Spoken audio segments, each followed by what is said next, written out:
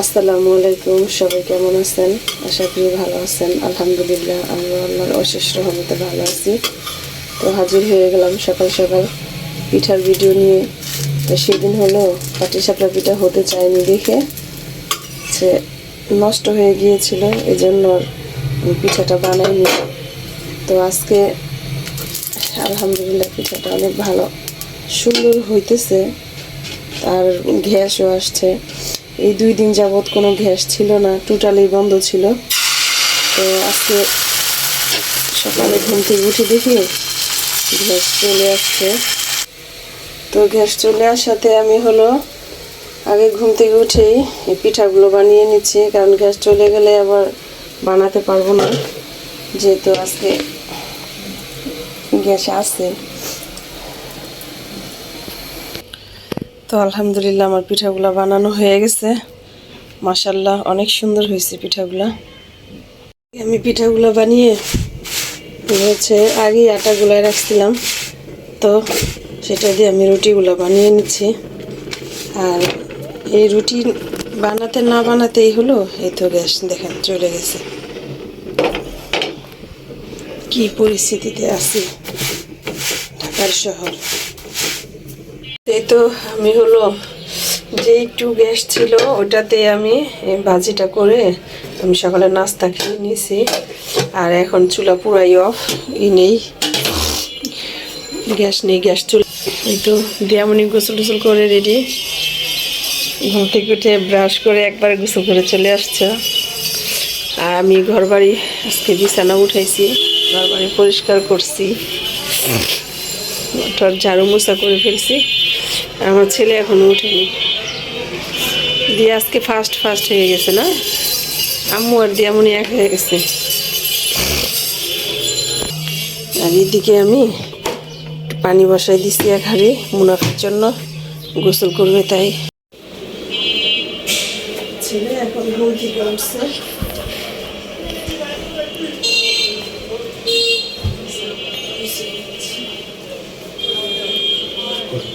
ভাবলাম এত সুন্দর ঝলমলে রৌদ্র উঠছে,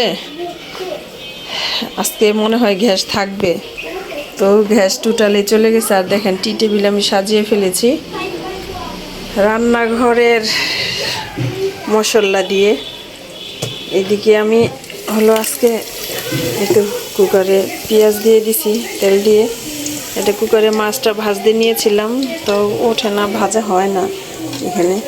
তা আমি আজকে এই মাছ দিয়ে আর এই যে সিম আর আলু দিয়ে রান্না করব, ডাল। আর আমি মুরগির মাংস ভিজায় রাখছি, তো সেটা রান্না করব। পেঁয়াজটা ভাজা হয়ে গেছে, হালকা ভাজা হয়েছে, এত ভালো করে ভাজার আশায় থাকলে চলবে না।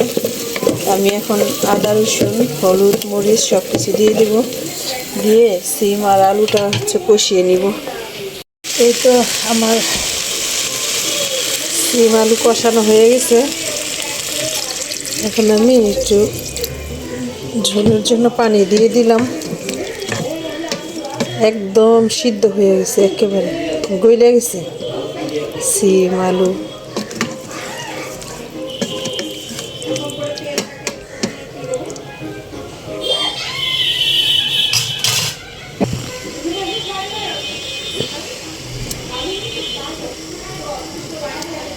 আমি মাছটা দিয়ে দিলাম, যেহেতু আমার এগুলা হয়ে গেছে সবজিগুলা। মাছটা উপর থেকে দিয়ে একটা বলকা নিয়ে ধনিয়া পাতা দিয়ে আমি নামিয়ে ফেলব।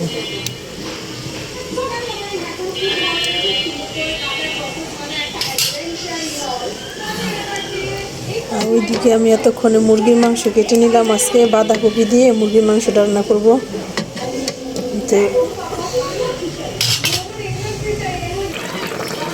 এই তো আমার তরকারি হয়ে গেছে।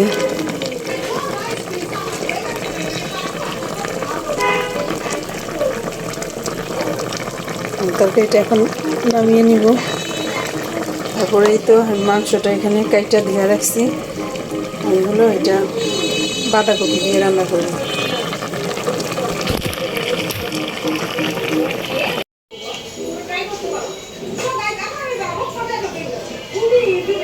এই তো এখানে আমার পেঁয়াজটা একটু ভাজা হয়েছে, আমি এখানে পানি দিয়ে দিলাম।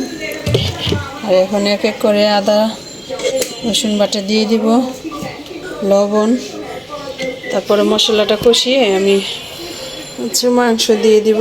আমি এদিকে বাঁধাকপি কেটে নিলাম। এটার সাথে আমি এই তো গরম মশলা দিয়ে দিছি আর সব ধরনের মশলা দিয়ে আমি এখন এই মশলাটা ভালো করে কষিয়ে নেব।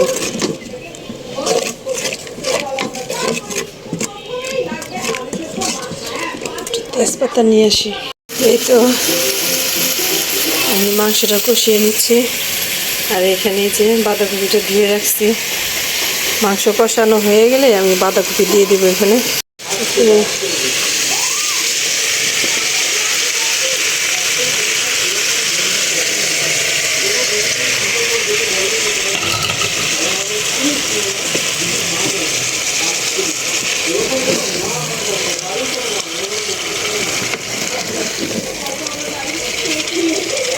তো আমার মাংসটা রান্না হয়ে গেছে। যেহেতু আমি বাঁধাকপি দিয়ে রান্না করছি, এর জন্য আজকে একটু ধনিয়া পাতা দিয়েছি আমি এখন এটা নামিয়ে নিব। এই তো আমার মুরগির মাংসটা রান্না হয়ে গেছে, আমি বেড়ে নিয়েছি।